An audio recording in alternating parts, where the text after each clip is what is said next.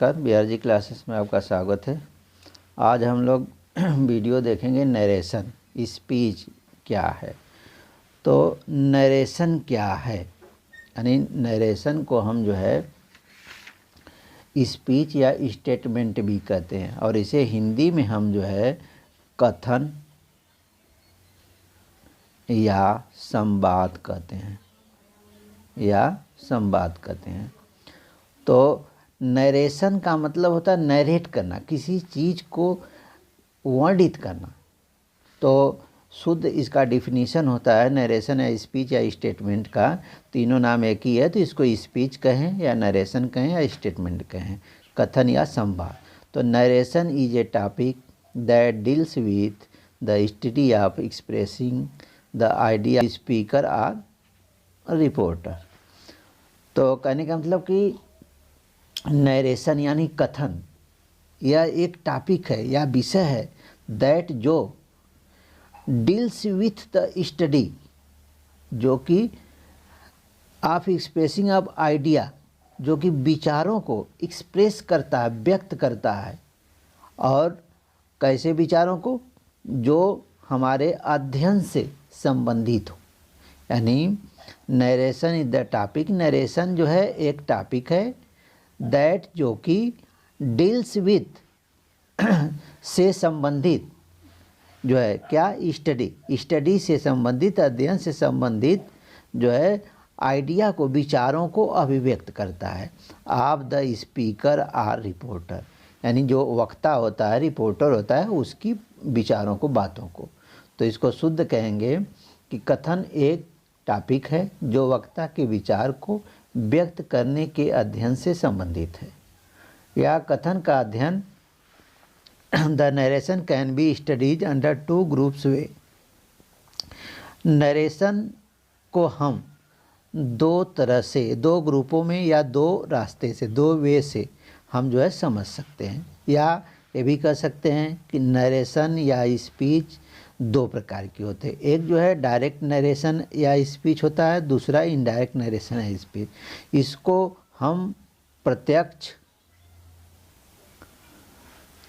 संवाद या कथन कहते हैं, इसको जो है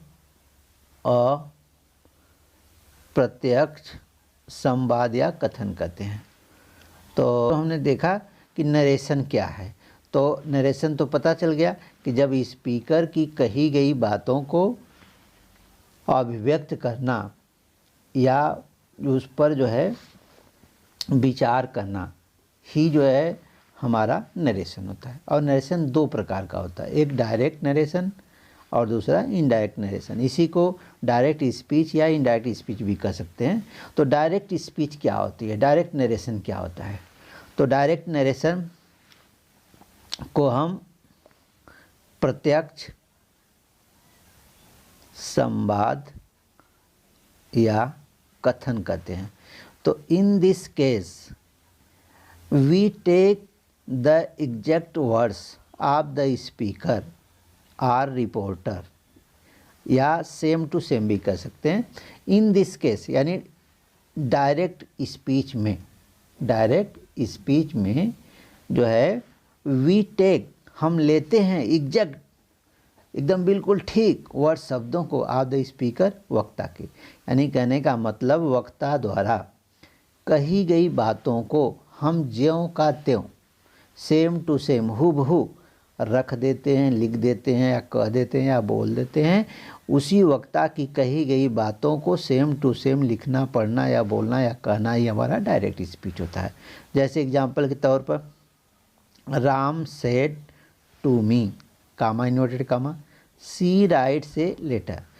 तो अब ये जो है Ram said to me, Ram ने मुझसे कहा, सी राइट्स ए लेटर, वो एक पत्र लिखती है।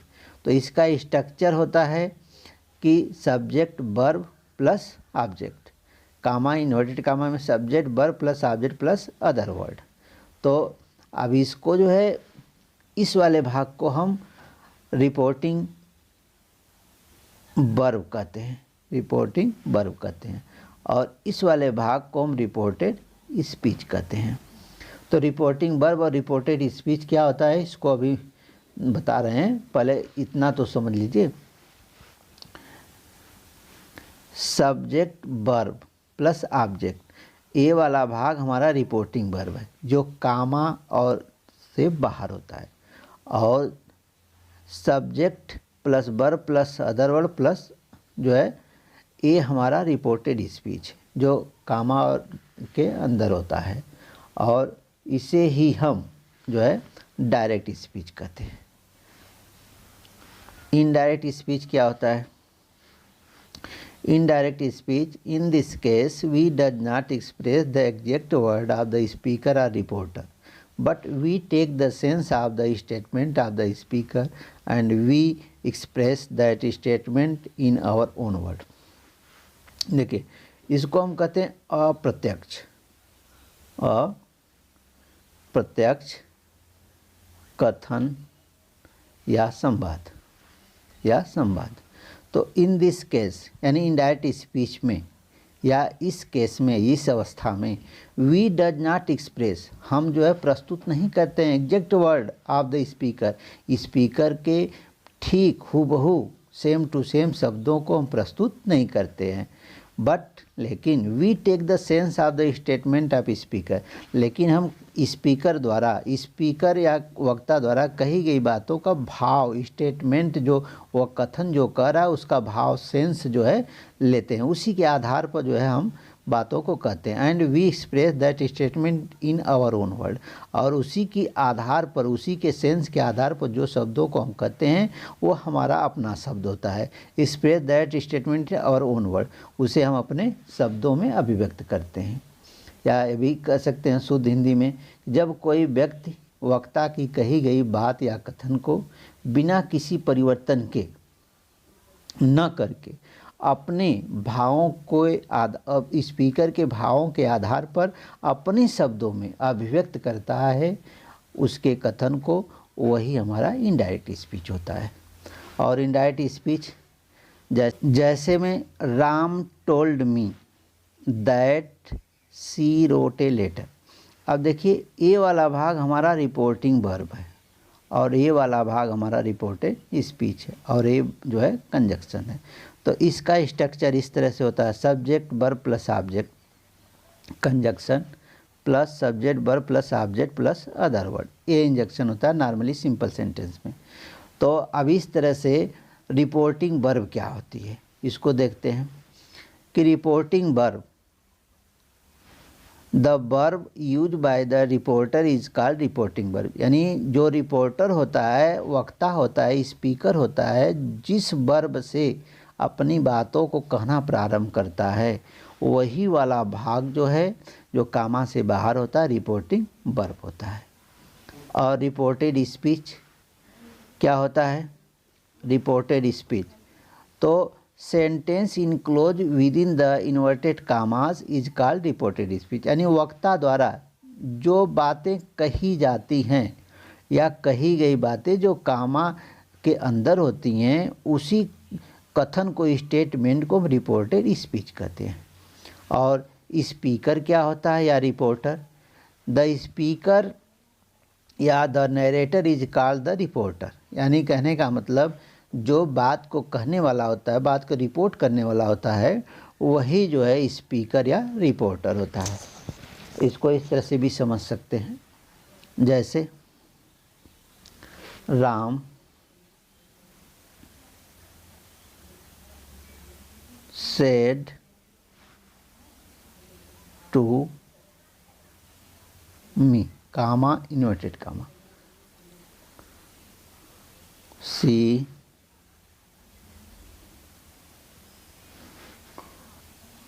writes a letter।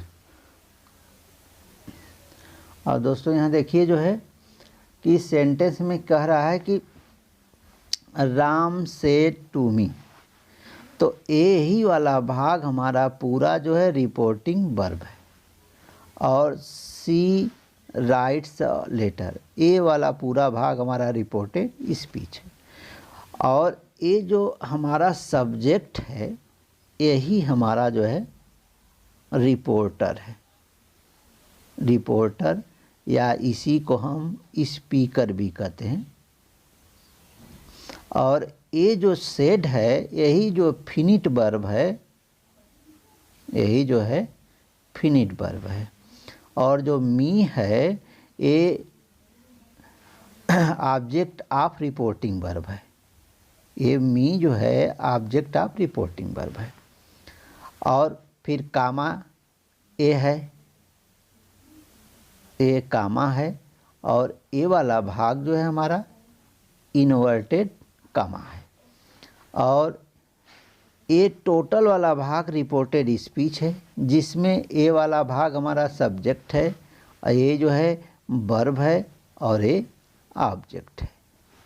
तो इस तरह से कहने का मतलब कि नरेशन या कथन जो होता है इसके दो पार्ट होते हैं, एक रिपोर्टिंग वर्ब, दूसरा रिपोर्टेड स्पीच।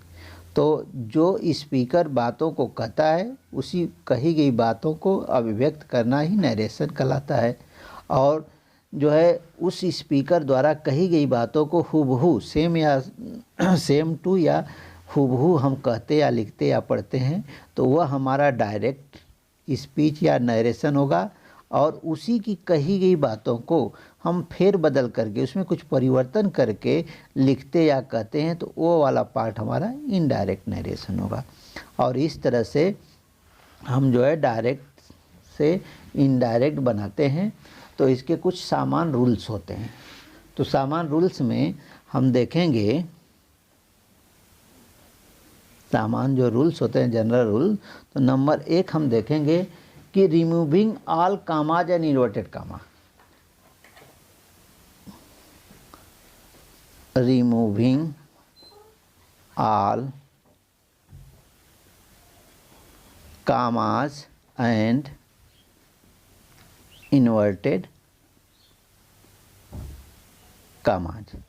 कहने का मतलब जो भी आपके डायरेक्ट नरेशन में या स्पीच में कामा या इन्वर्टेड कामा दिया है उसको हम रिमूव कर देंगे, उसको हटा देंगे।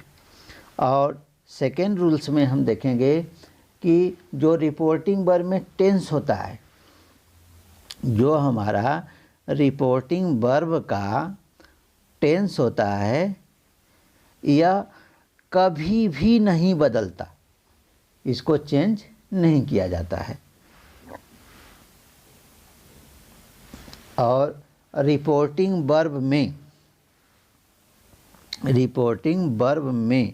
यदि से, सेज या सेड दिया है तो इसको हम जो है रिपोर्टिंग वर्ब में ऑब्जेक्ट होने पर हम इसको जो है टेल्स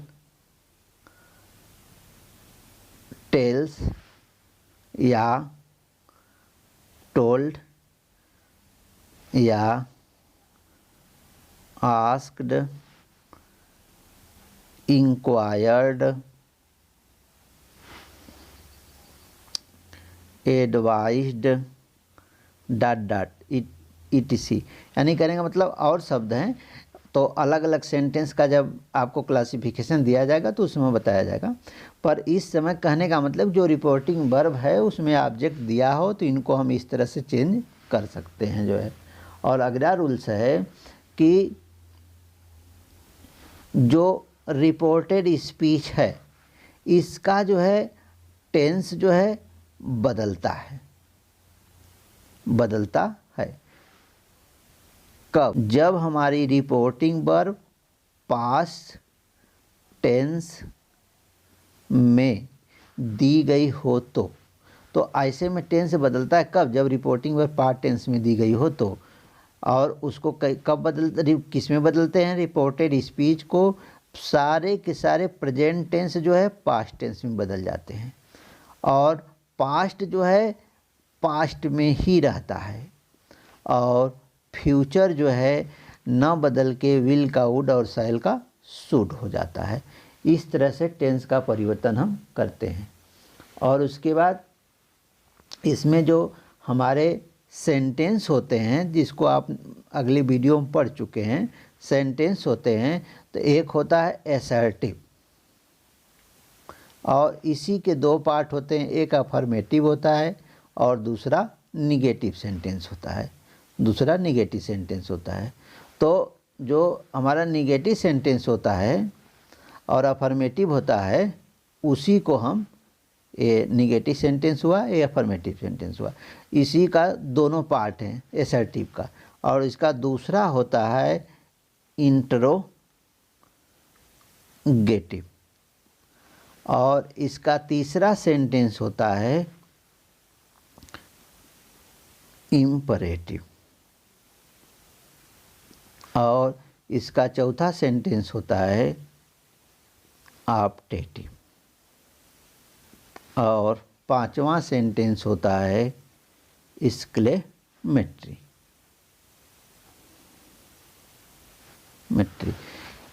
इन्हीं 5 सेंटेंसों को हम जो है डायरेक्ट से इनडायरेक्ट में बनाते हैं। एक बार रिवीजन शार्ट में और देख लीजिए कि जितने भी कामा और इन्वर्टेड कामा होंगे उनको रिमूव कर देंगे हम। रिपोर्टिंग वर्ब का टेंस कभी नहीं बदलता है, और ऑब्जेक्ट होने पर से को टेल्स में टेल और सेज को टेल्स में और सेड को टोल्ड में बदल देते हैं। और रिपोर्टेड स्पीच का टेंस जो है, यदि प्रेजेंट रहता है तो प्रेजेंट पास्ट में बदलता है, और पास्ट होता है तो हमारा जो है पास्ट में ही रहता है। फ्यूचर होता है तो केवल जो है विल का वुड और शैल का शुड हो जाता है, और बाकी किसी मॉडल में परिवर्तन नहीं होता है।